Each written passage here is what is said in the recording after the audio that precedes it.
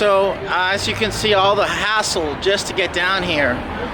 There's only one road that goes up and down, and it's a two-way road. It's really not much parking. So now we're going to the Garden of Gethsemane. So this is it. Lots of tourists, lots of buses over here. Now these people, they pay $3,000, $4,000, and they come in and they treat them like cattle. And they go and they tell them, they give them a tour, they give them whatever, and then they ship them out of here. Now what these trees are, these are olive trees. These have been here since the time of Jesus, and they're thousands of years old. So, and everywhere that Jesus had an experience, it's mentioned in the Bible, there's a church built around it. There's like an actual table here where he actually sat down and bled and wept blood. So, that was a mistake. There's actually not a table there. There's an area on the inside of the church where legend has it that's where he prayed and sweated blood. And you'll see that a little bit later. Of course, like I mentioned before, any kind of experience that you read about in the Bible, they built a church around it.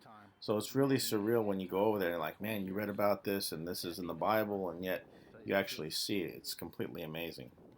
But what we're going to do right now is I'm going to take you inside the church, and I'm going to actually see if I can find the table where Jesus actually prayed and wept that blood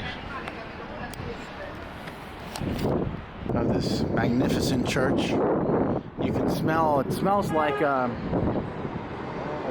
roses, like rosewood, hibiscus. Has a very nice smell.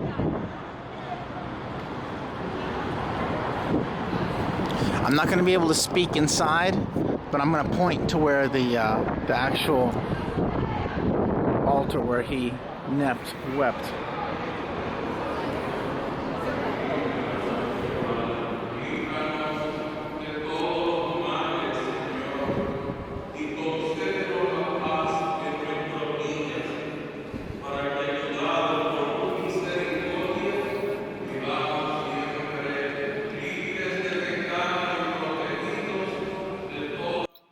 What this guy is doing is he's speaking Spanish. He's having a Spanish service, and they are celebrating because I came during Christmas time and Hanukkah and Passover.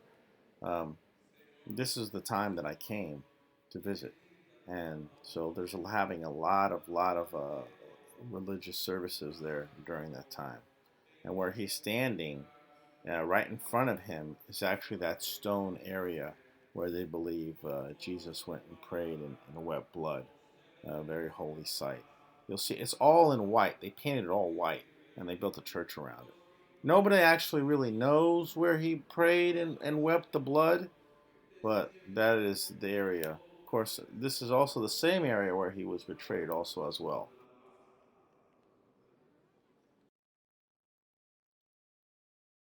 Just want to show you how magnificent and massive this church is. I mean, the ceilings are probably like 26, 30 feet high. Absolutely massive. And the floors are all like in marble. It's not marble, but I mean, it's just everything is fancy. Everything is just worked on, highly decorated. They spent a lot of money building this church. And of course, the church is hundreds of years old.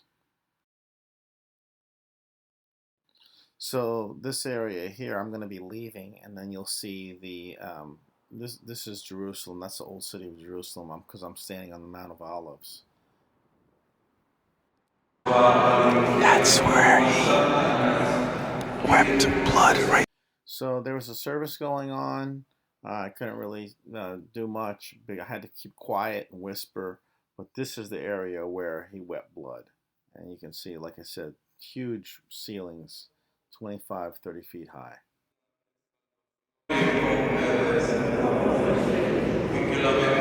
Those things around it are actually thorns, so to represent the crown of thorns that he did. And of course, this is where he suffered the most when he was sweating blood.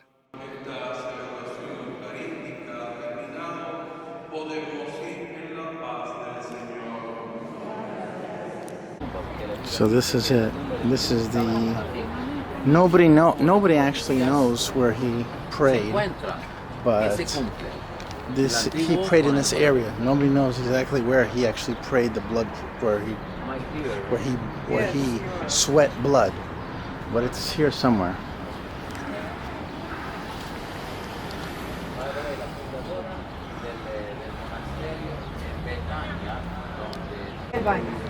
As I was saying, nobody actually knows where he sweat blood, but it's somewhere around here. Traditionally, they say it's in that spot over there, but nobody knows. And again, I did confirm these are definitely olive trees. So I'll show you. That spot over there. But this is it. Take a good look, because you're not going to see many more videos from this place